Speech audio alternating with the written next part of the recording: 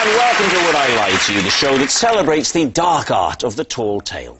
On David Mitchell's team tonight, he's spied on more birds than a teenage Russell Brand. It's the comedian, naturalist and TV presenter Bill Oddie. And one of the country's best-loved comedians who's also had a #1 hit in the charts. Finally, someone I can relate to. It's Frank Skinner! And joining Lee Mack tonight, a comedian who used to have a job in a call centre. She says it wasn't that bad, but the daily 17-hour commute to Mumbai was knackering. Sarah Millican! And a comedian who trained as a chef but had to give it up when he realised he wasn't a rude, cantankerous arse. Jon Richardson! So we start with round one, Home Truths, where our panellists each read out a statement from the card in front of them. Now, to make things harder, they've never seen the card before, so they've no idea what they'll be faced with. And it's up to the opposing team to sort the truth from the lies. And Sarah Millican is first tonight. Sarah. OK. I once wet myself in a car and then blamed it on my friend's dog. David. Right. I mean, I'm willing to believe it. I'll say that at this point. Why did you wet yourself in a car? Because I needed a wee in a car. I've needed a wee in a car, but I've never weed in a car. I was once stuck in a very long line of traffic trying to get onto the Severn Bridge on the M4, and I let myself go in a 1-litre bottle of Volvic. I did that on the motorway, and my problem was I was really desperate, and I had a bottle of water, and I had to drink the water. My body was saying, no more water. So it was a terrible cyclical thing. No sooner I got it down, it was out again. I didn't want to draw attention to myself, because people might pull up either side, and I'd clearly, by my facial expression, be urinating at them. Oh, please show us that face. So, I mean, this is obviously just for everyone but me, a commonplace occurrence. Yeah. Basically, lavatories are just for me. What a great name for your autobiography. Yeah.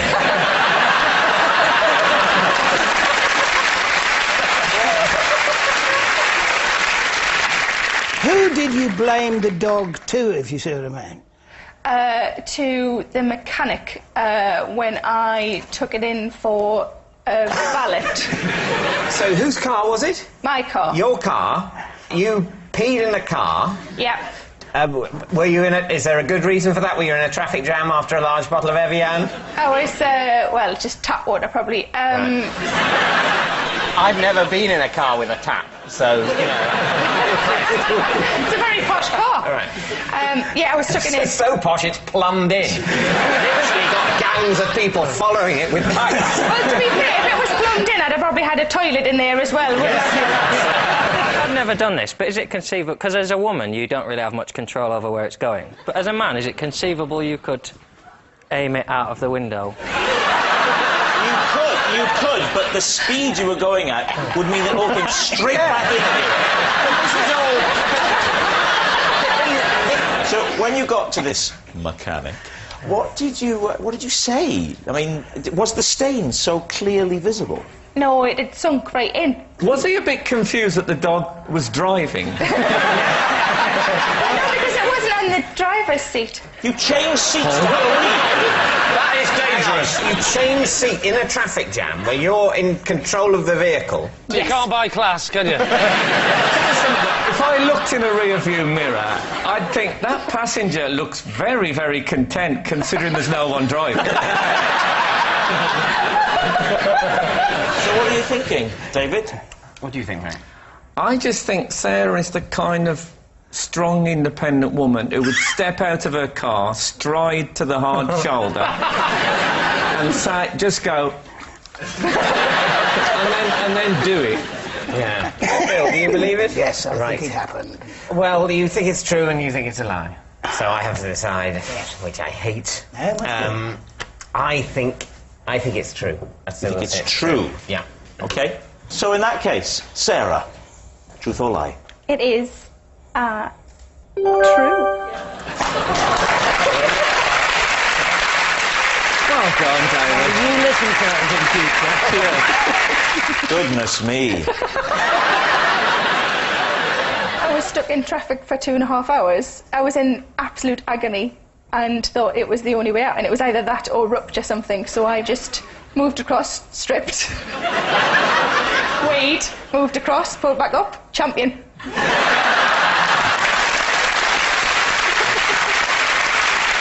Well, there we are. And if you've been affected by any of the issues raised on tonight's show, Frank. OK. I was once driven to A&E in an ice cream van. In place of a siren, the driver turned on the musical chimes. What happened to you that involved having to go to A&E? Well, I was playing rounders, and I ran in between bases, and I sort of went over on my ankle. And it was in Cornwall. Your ankle? Yes. That's how far out of place it went. Blimey!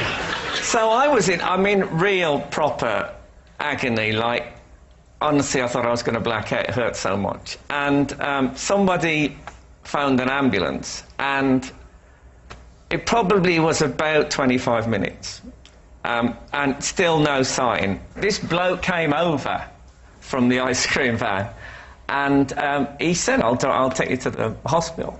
So they're trying to dial the emergency service. Perhaps instead of dialing 999, they press 99. It's easily done. So you've gone over on your ankle, yeah, and the ice cream man has seen you from a distance, has he? We didn't have a car. We all got the train down, so no one had a car with them. Right. So this bloke said, I'll give you... And I was just... The idea of getting to somewhere where they could just give me a painkilling injection would have been lovely. And presumably you didn't get the siren going straight away? No, it wasn't the siren, it was Greensleeves. Well, Greensleeves, but... Did you like give him some money for lost trade? Oh, no. John, when you've been a celebrity a bit longer, you'll realise that money is no longer relevant.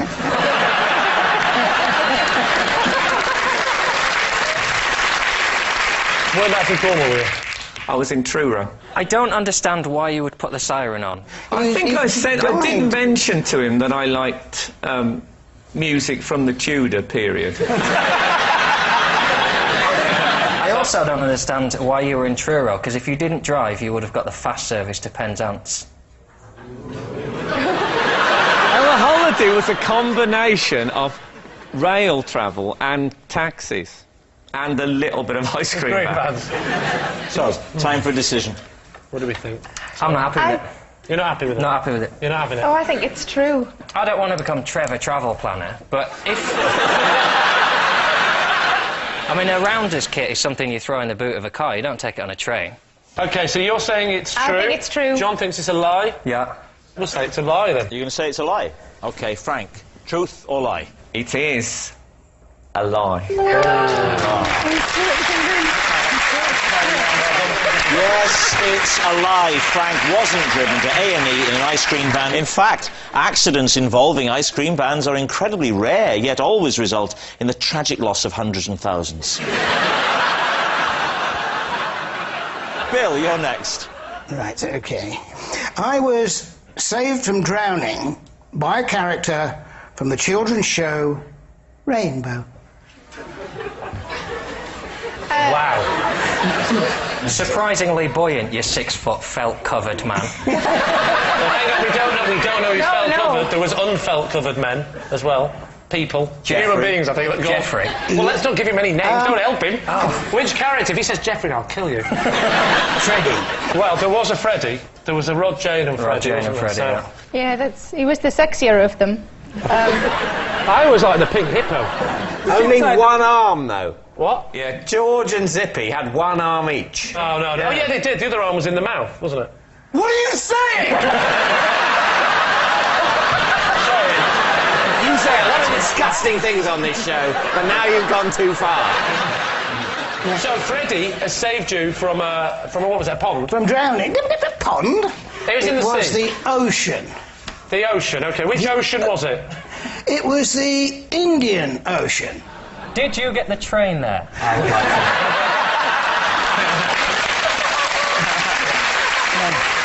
Now, the question I want to know is Fred from Rod, Jane and Freddie, is he on holiday with you, or is this an unbelievable coincidence?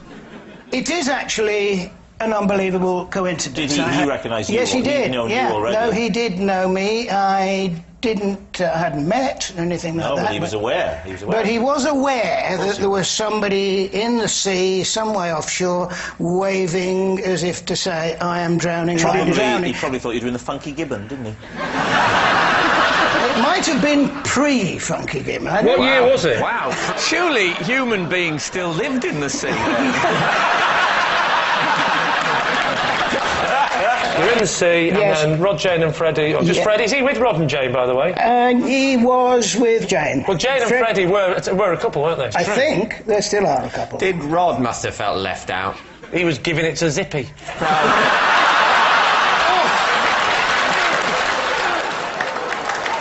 Did he cup you in the traditional... No, he didn't cut me. I don't mean... Oh, no. Yes. Well, I'm not suggesting he'd arrive before I save you. So I got pulled in backwards, yes, on my back. as Onto it the were. shore. Yes, back to the shore, and it was But about... how's he going to be back to the shore? He's not going to take him further out. He might have been intercepted by a lifeboat.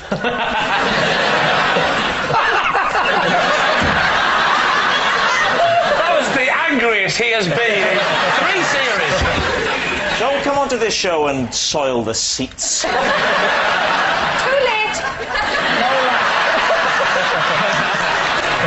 So, Bill, he gets you back to the Yes, shore. Was that yes. the end of it? We then exchanged pleasantries and said, you know, what the hell are you doing here? They were on holiday, we were on holiday, total coincidence. My query would be this, and it's not train related. If no one else but Freddie was around, how did you not know you were on holiday with Freddie? It was a very small island, I'll name drop it now, in the Seychelles. Ooh, bit of class.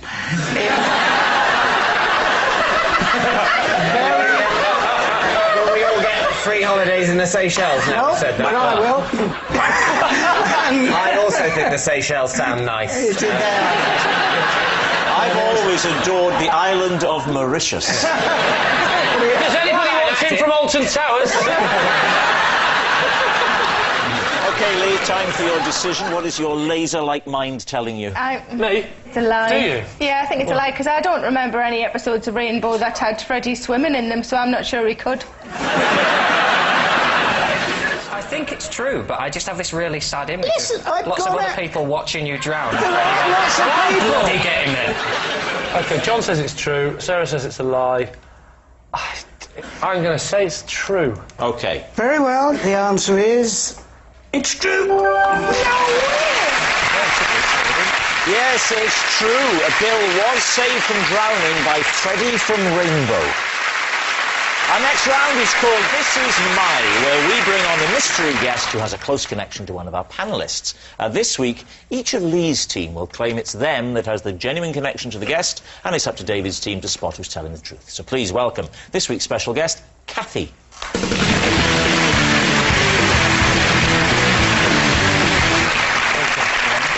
Welcome, Kathy. So, John, what is Kathy to you?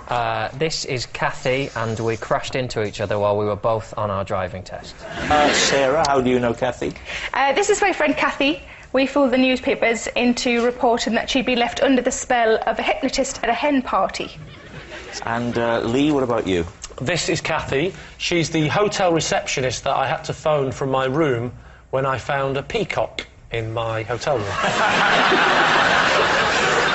So there we have it. John's pranged motorist, Sarah's newspaper prankster, or Lee's peacock remover. David, where would you like to start? John, your Hi. Your driving test. How did the crash happen? What manoeuvre were you attempting? I was pulling out of a junction onto a carriageway, but then I saw a car, so I stopped, and she drove into the back of me. Basically, 2 driving tests in convoy, as it were. Yeah, well, you do the same route from the same driving school, don't you? When you go to get your exam. Did you fail your test, John? We both had to have our tests annulled because of the accident. Annulled? That usually involves the Pope, doesn't it? When was this, John? I just had to renew my licence, so 11 years ago. 11 years ago, OK. Kathy hasn't changed the number in 11 years. She described it as weird, what had happened, and I remember thinking it wasn't weird. You hit me. So she said we should keep numbers, jokingly, and said, so that we don't get our test on the same day next time. Lol. Yeah. Did people say lol 11 years ago? Yeah, it was just coming in then. Right. Before we even knew you could write it down. Yeah. Sarah, why did you, what's the story here? What? The disinterested policeman. I think you mean uninterested policeman. All good policemen are disinterested. Yes, good point. Not an amusing point. But grammatically an absolute belter. Yeah. What's the difference between what does disinterested Disinterested mean? means impartial. Uninterested means bored. I don't know which one the audience is. Sorry, please continue. So, Sarah, you fooled the newspapers about a hypnotist at a hen party. Fooled the newspapers into reporting that she had fallen under a spell put under by the hypnotist at the hen party. And what was the nature of the spell? What did Kathy think she was?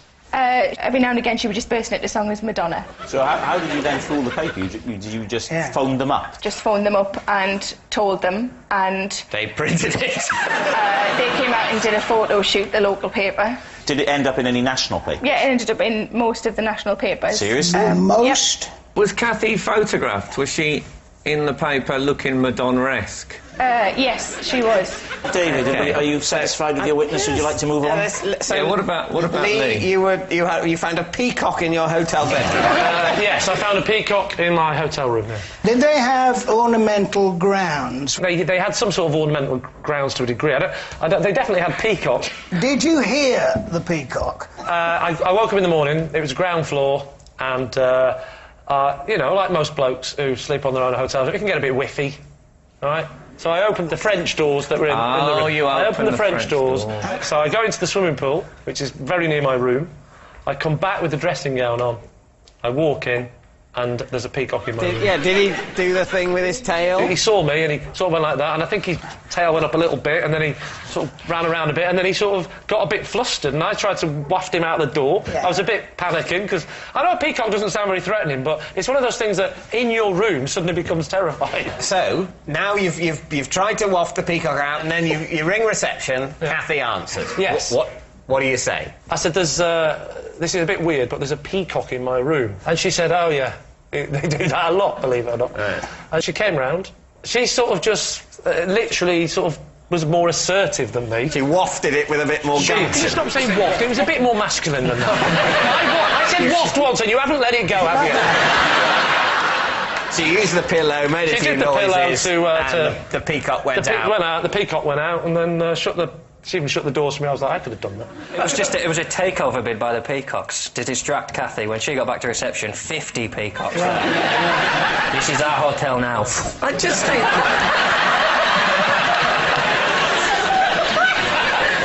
I just think a receptionist would phone someone else, another member of staff, to deal with It wasn't a big five-star hotel. It was a sort of... You know, I don't know what star it was, but it was a sort of... It was more casual, the hotel, than you're imagining. No. Peacocks are in very posh places and very formal places. Very rural places, generally. No. It's not like... You don't farm peacocks. Yes, you do. People do farm peacocks. OK, yes. The English countryside is covered in massive flocks of peacocks. No, but they do farm peacocks. Peacock milk we endlessly drink. To be all or nothing. There's nothing more informal and laid back and basically hippie-ish than those hotels with peacocks milling around in and out of the rooms, and the occasional panicky comedian won't join in, won't pal up with the peacock. Say it. Go on. Tries to waft it out. And the only member of staff in the hotel has to come and make noises with the pillow. Do you know what? And apologise to the peacock later and say, we won't let him stay here again. He's all stuck up. So, we need an answer. David's team. Is Kathy John's unfortunate learner driver, Sarah's hypnotised hoaxer, or Lee's receptionist to the rescue? Well, you see, if we take Kathy, though, as the core of this whole thing, Yeah. I think Kathy looks too alternative and cool to work in a small, anonymous hotel. Do you know what I'd say to that, Frank? Have you ever noticed sometimes you're talking to the receptionist at a hotel and they seem one thing, and you see them in the local pub later that night, and they can be quite punky.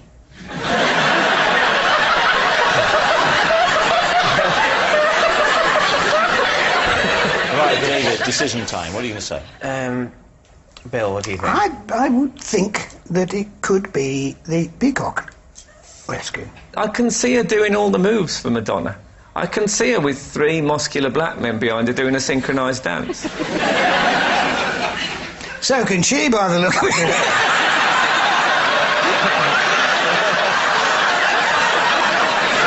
Well, I think it's Sarah's. I think it's a local paper scam. The local, that's what you're going for? Yeah. OK. Kathy, would you please reveal your true identity?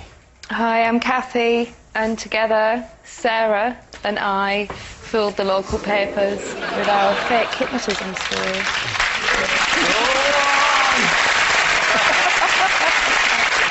Wow. It was in the national press, it went in the Star and the Express, but it was biggest news on the Shields Gazette, where it was front page news. There it is. Thank you very much, Kathy.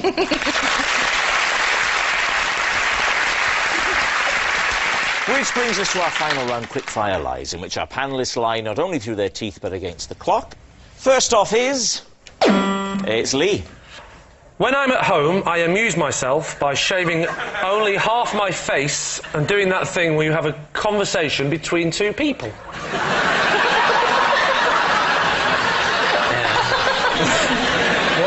What are the characters of the shaved Lee, unshaven Lee? I'll often do a sailor, because that suits the look of the longer beard. Could we have a little bit of sailor? Looks like you shaved off your beard off again. Hang on, that doesn't make sense, because it doesn't. It looks like he's got the complete No. beard. He has got the beard, and he's talking to the man To who the other hasn't. person, yes. Looks like you shaved off your beard off again. Yeah, but the other person The looks like little he's... boy looks up and goes, I couldn't help it, I had to, because I was feeling a bit hairy.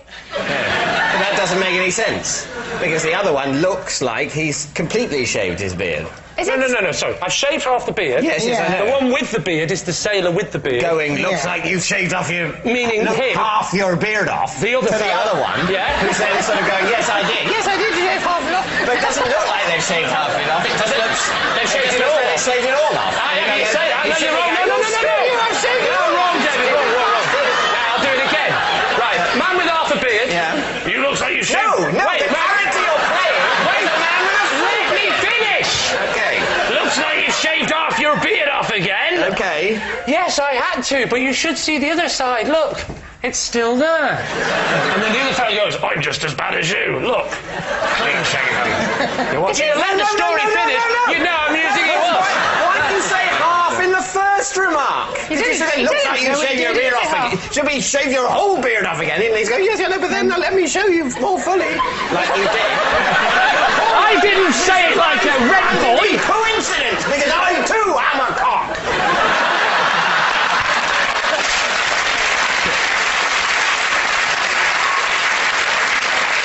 You know what? The kids just laugh and clap. Right, David, time for a decision. Well, I think we think it's a lie, don't we? I think so, yes. Yeah. Definitely a lie. Saying it's a lie. OK. Yeah. Lee, is it the truth or were you telling a lie? It is, in fact, true.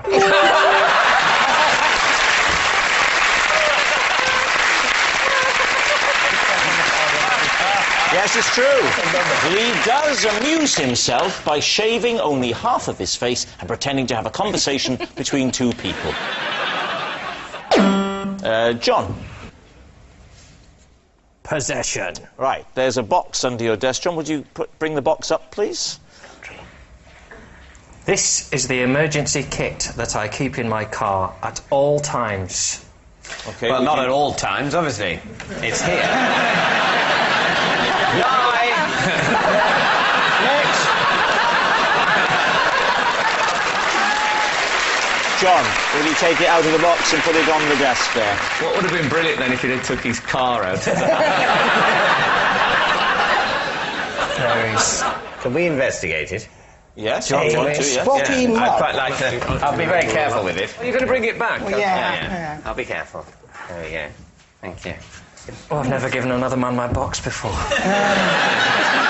Okay. I have, it's quite nice. There's a mug, spotted mug. Yeah, well spotted. Yes, here's options, Belgian chocolate. Bill, sorry, can you be careful with that? That's his mother's ashes. Chocolatey ashes. Here, a little bottle of. Some red wine? Can I just say, this is like the most boring version of the Generation Game. Oh, the best ready, steady cook ever. It's a sort of a post-nuclear deal or no deal. Right, okay, so take us through why you've got these items. Well, I'm on the road a lot, and I like food and alcohol. So I make sure I have some in case I have an unexpected overnight stay. I love how seriously Bill and Frank are studying the product. This has got a very curious marking on it. It's a circle and a pregnant woman and a line going across it. What's that got to do? That suggests to me that they don't advise that pregnant women drink. It's hardly hieroglyphics, Bill, is it? Tell you what, if I found this in a car, I'd assume it was the flight recorder. David, time to guess. I think it's nonsense, so we happy to say Yeah. it's nonsense? Yeah. You're all saying it's a lie? Yeah. OK. Yeah. John, were you telling the truth or were you telling a lie? It is true. And I should say, if you're thinking of compiling an emergency car kit of your own, both Would I Lie to You and the BBC would like to point out that other brands are available.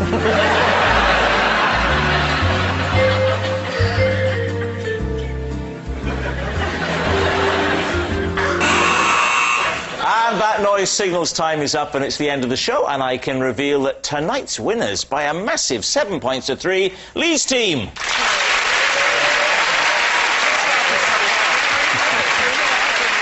But, of course, it's not just a team game, and my individual liar of the week is Sarah Millican.